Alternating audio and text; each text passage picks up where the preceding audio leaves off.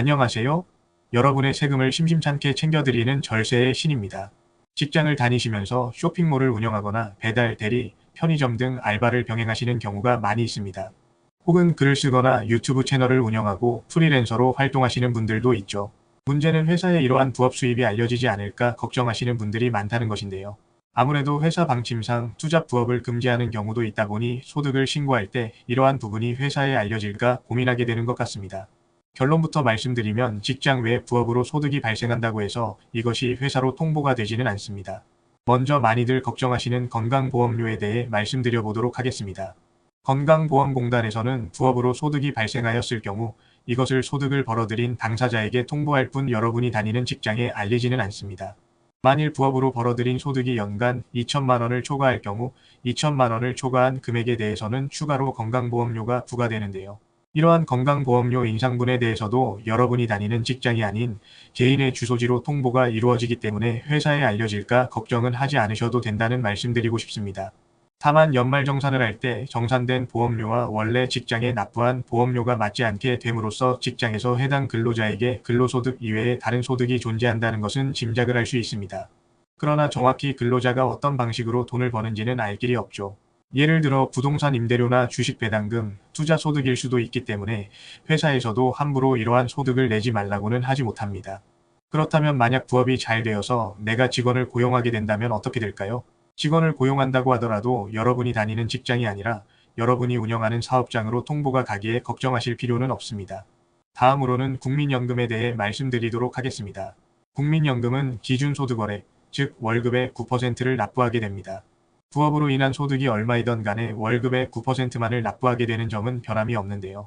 그러나 문제가 되는 부분은 국민연금의 상한액을 초과하였을 경우입니다. 상한액을 넘게 될 경우 월급의 9%를 국민연금으로 납부하게 되는 것이 아닌 근로소득과 사업소득의 비율에 따라 각각 사업장에서 국민연금을 나누어 납부하게 됩니다. 그 상한액은 2024년 7월부터 617만 원으로 적용되고 있죠. 즉 내가 받는 월급이 500만 원이고 부업으로 200만 원을 더 벌어서 총 수입이 700만 원이 되었을 경우 상한액인 617만 원을 초과하기 때문에 국민연금을 근로소득과 사업소득으로 나눠서 납부해야 하며 국민연금관리공단은 금액 변경 통보를 하기 위해 회사에 연락을 취하게 됩니다.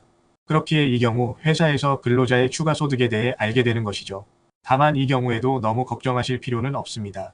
회사에서는 근로자에게 추가 소득이 있다는 사실은 알지만 어떤 경로로 소득이 발생하는지는 알 수 없기 때문입니다. 앞서 말씀드린 것처럼 배당소득, 투자소득 등일 수도 있기에 아파트에 월세를 놓고 있다고 이야기하시면 됩니다. 만일 월 수익이 617만 원을 넘지 않는다면 회사에 통보가 가지 않기 때문에 걱정하실 필요가 없습니다. 마지막으로 직장을 다니면서 부업을 하시는 분들께서 세금을 어떻게 신고해야 할지 말씀드리도록 하겠습니다. 연말정산만 해도 어렵게 느껴지는데 부업소득까지 세금 신고를 하려면 막막하게 느껴지실 수 있는데요. 그러나 부업소득에 대한 세금 신고가 제대로 이루어지지 않을 경우 가산세가 부과되어 열심히 벌어들인 소득을 세금으로 낭비하게 될 수 있으니 주의하실 필요가 있습니다. 소득에 대한 세금 신고는 부업의 종류에 따라 달라지게 됩니다. 다음 두 가지 중 어디에 해당하는지를 확인해 보시고 그에 맞게 세금 신고를 진행하시면 되겠습니다. 먼저 근로소득을 두 곳에서 벌어들이는 경우입니다. 직장에서 받는 근로소득과 다른 회사에서 근로소득을 받는 경우인데요. 예를 들어 퇴근을 하고 편의점에서 아르바이트를 하는 경우 혹은 주말에 다른 회사의 근로자로서 일을 하여 수입을 벌어들이는 경우가 이에 해당됩니다. 이렇게 두 직장에서 근로소득을 벌어들이는 경우라면 주된 근무지의 원천 징수 영수증 사본을 제출한 후 합산하여 연말정산을 진행할 수 있습니다. 다만 부업을 한다는 사실을 알리고 싶지 않을 경우 주된 근무지에서 발생한 근로소득에 대한 연말정산을 진행하고 나머지 근로소득은 5월 종합소득세 신고로 처리할 수도 있습니다. 만일 아르바이트로 근로소득을 벌어들이고 있는 상황이라면 직장 내 근로소득은 연말정산으로 처리를 하고 알바 소득은 5월 종합소득세 신고를 통해 처리를 하시면 됩니다. 다음으로는 직장에서의 근로소득과 부업에서의 사업소득이 발생하는 경우입니다.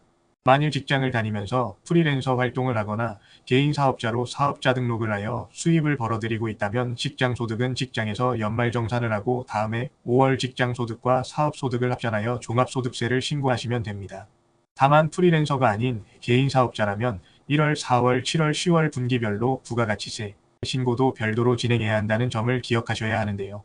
이 역시 제때 정확히 신고를 하지 않으면 가산세가 부과되기에 반드시 누락 없이 진행해 주셔야 합니다.